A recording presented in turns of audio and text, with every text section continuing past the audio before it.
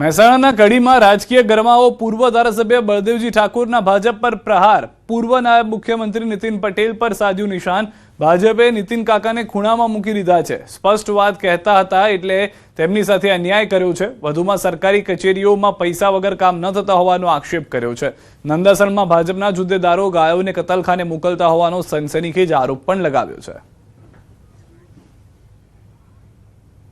મારે નીતિન કાકાને કહેવું છે કે બેની વાદે ના ચડશો સીએમ ના દાવેદાર હતા શુદ્ધ વહીવટ કરતા હતા લોકોને સાચું બોલતા હતા છતાં ભારતીય જનતા પાર્ટીએ તમને ખૂણામાં મૂકી દીધા છે આ ભારતીય જનતા પાર્ટી છે અમરેલીના રાજુલા જાફરાબાદમાં સ્થાનિક સ્વરાજની ચૂંટણીને લઈને પ્રચાર જોરશોરથી ચાલી રહ્યો છે ત્યારે હીરા સોલંકી પણ એક્શનમાં આવ્યા છે ગ્રામ્ય વિસ્તારોમાં અસામાજિક તત્વો સામે કડક વલણ દાખવતા ધારાસભ્યએ જાહેરમાં હુંકાર ભરી કહ્યું કે કોઈ દાદાગીરી કરે તો અમને હુંકારો કરજો અમે અડધી રાત્રે પણ અહીં ગાડીઓ લઈને પહોંચી જઈશું ભાજપના પ્રચાર દરમિયાન આપવામાં આવેલા નિવેદનનો વિડીયો સોશિયલ મીડિયામાં વાયરલ થયો જેમાં તેઓ દાદાગીરી કરનારા તત્વોને ચેતવણી આપતા જોવા મળે છે એટલે એ પ્રમાણે જીવજો અને આપ સૌને કહેવા આવ્યો છું કે કોઈ તમને એવી રીતે દાદાગીરી કરે તો અમને હોકારો કરજો અડધી રાતે અહીંયા ગાડીઓ લઈને અમે આવી જશું આપ સૌને વિનંતી કરું છું 26મી તારીખે ભારતીય જનતા પાર્ટીના કમળના નિશાન ઉપર મત આપી આ બંનેને જંગી બહુમતીથી વિજય બનાવો એ અપેક્ષા સાથે વિનમું છું ભારત માતા કી જય રાજકોટથી સમાચાર સ્થાનિક સ્વરાજની ચૂંટણીને લઈને વહીવટીતંત્ર સજ્જ છે ભગવતસિંહજી હાઈસ્કૂલ ખાતે ઈવીએમની ચકાસણી ઉમેદવારોની હાજરીમાં કરવામાં આવી ઈવીએમ મશીનની ચકાસણીના દ્રશ્યો આપ જોઈ રહ્યા છો ઉચ્ચ અધિકારીઓની હાજરીમાં પ્રક્રિયા હાથ ધરાઈ હતી ઈવીએમ ઉમેદવારોની નજર સામે સીલ મારવામાં આવ્યા ચૂંટણીને લઈને તંત્ર દ્વારા આખરી ઓપ અપાયો છે દ્રશ્યો પણ આપ જે રીતે જોઈ રહ્યા છો જે હંમેશા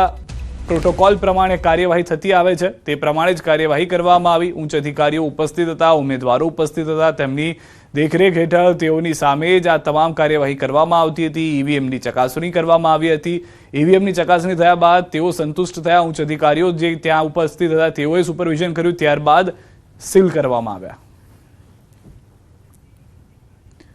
છોટાઉદેપુરમાં ધારાસભ્ય અને મતદારોએ લીધા આડે હાથ ધારાસભ્ય અને મતદારો વચ્ચે ઉગ્ર બોલાચાલી થઈ ધારાસભ્ય અભયસિંહ તડવીને મતદારોએ કર્યા સવાલ આયુષ્માન કાર્ડ કઢાવવાના મુદ્દા પર બોલાચાલી સમગ્ર મામલાનો વિડીયો વાયરલ થયો છે છોટાઉદેપુરના નસવાડીમાં ચૂંટણી પ્રચાર માટે પહોંચેલા હતા ધારાસભ્ય તે સમયે આ થયું છે આયુષ્માન કાર્ડ કોને આમ નહીં આવ્યો મને આ રીતે કોને આવ્યો મને અરે તે લેવા જવું પડે આપણે દવાખાને ભાઈ એ કેમ નહીં આવતા અરે ના પછી કેજો તમાર ના મળ્યો તો લિસ્ટ કરજો મારી જોડે અરે બાદ પછી લાવવાનું આ તો ધક્કો દાખલા માંગે હા તો એ તો માંગે તો જે આવવું પડે ને ભાઈ માંગે તે તો આવવું પડે તો બધું મળે એમને ના મળે ઘરમાં મળી હા જાય મત પૈકી નો બોલવાનો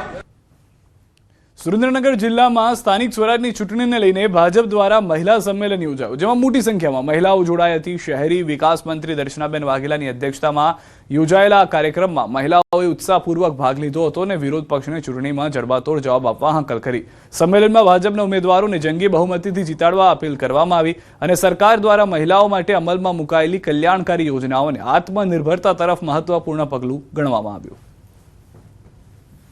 અહીંયા એક મહિલા સંમેલન પણ થયું સુરેન્દ્રનગર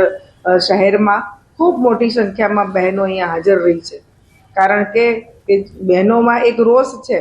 કે જે કોંગ્રેસ અને વિરોધ પક્ષના લોકોએ જે સંસદમાં બિલ પસાર થવા નથી દીધું એના માટે અહીંયા મહિલાઓ પણ એમની રજૂઆતો પણ મારા જોડે કરી છે અને દરેક મહિલાઓમાં ખૂબ આક્રોશ પણ રહ્યો છે પરંતુ આખા સુરેન્દ્રનગર જિલ્લામાં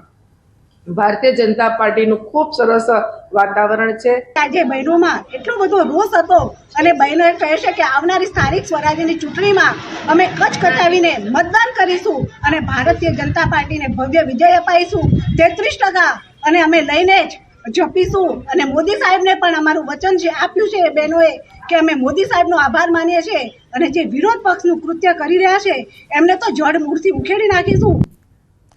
નારી શક્તિ અધિનિયમ સુધારા બિલ અંગે ભાજપ દ્વારા પ્રેસ કોન્ફરન્સ કરવામાં આવી, જેમાં પ્રદેશ પ્રમુખ જગદીશ વિશ્વકર્માએ જણાવ્યું કે 17 એપ્રિલનો દિવસ નારી શક્તિ માટે સુવર્ણ દિવસ બની શક્યો હોત, પરંતુ કોંગ્રેસના વિરોધના કારણે તે શક્ય નહીં બન્યું. તેમણે આરોપ લગાવ્યા કે કોંગ્રેસે હંમેશા મહિલાઓને માત્ર વોટ બેંક તરીકે જ ઉપયોગ કર્યો છે અને તેમના વિકાસમાં અવરોધ ઊભા કર્યા છે.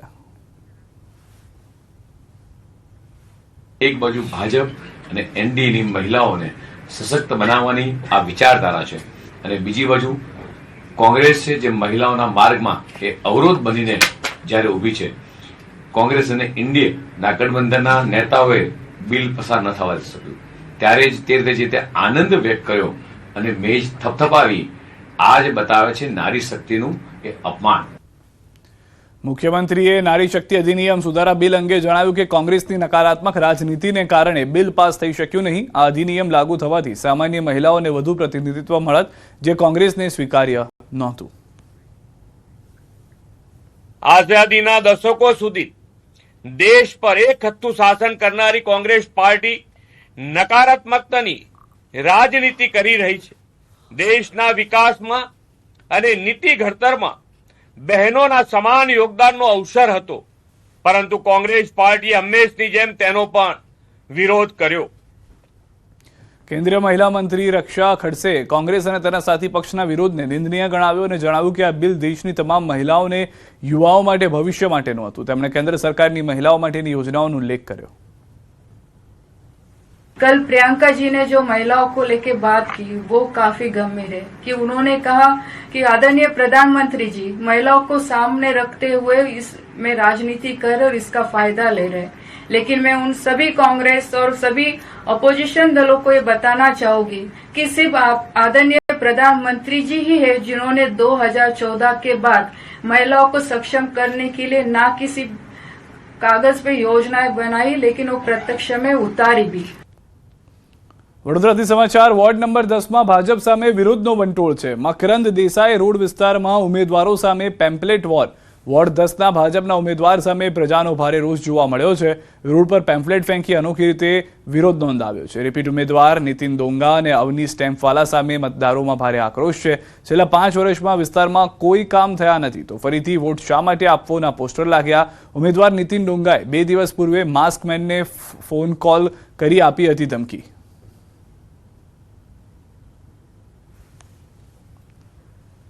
લોકોની એક જ અપેક્ષા હોય છે, પાણી, રોડ, સ્ટ્રીટ લાઇટ સહિતની સુવિધા, જે પ્રાથમિક સુવિધા છે તે મળે, પરંતુ એ પણ લોકોને મળતી નથી. ત્યારે લોકો વિરોધ કરવા મજબૂર થાય છે. ચાંદખેડા વિસ્તારમાં આવેલ સત્યમેવ ત્રાગડ રોડ છેલ્લા 10 વર્ષથી બન્યો નથી. સત્યમેવ ત્રાગડ રોડ પર આવેલા સોસાયટીના લોકો અનેક વખત રજૂઆત કરી ચૂક્યા છે, તેમ છતાં કોઈ સાંભળ્યું નથી. જીએમસી અને એએમસી વચ્ચેના વિવાદને કારણે લોકોને સુવિધા મળતી નથી. સ્ટ્રીટ લાઇટ પણ 5 દિવસથી બંધ છે. ટીપી 69નો રોડ બની ગયો, જ્યાં ટીપી 74નો રોડ બનતો નથી. અનેક વખત રજૂઆત બાદ કોઈ જવાબ ન મળતા આજે ચાંદખેડાના પંચશ્લોક 4 રસ્તા પર લોકોએ બેનર લઈ વિરોધ કર્યો. સત્યમેવ ત્રાગડ રોડનું નામ આપી અનાથ રોડ આપી દીધું હતું. લોકોએ કામ નહીં તો વોટ નહીંના સૂત્રોચ્ચાર કર્યા.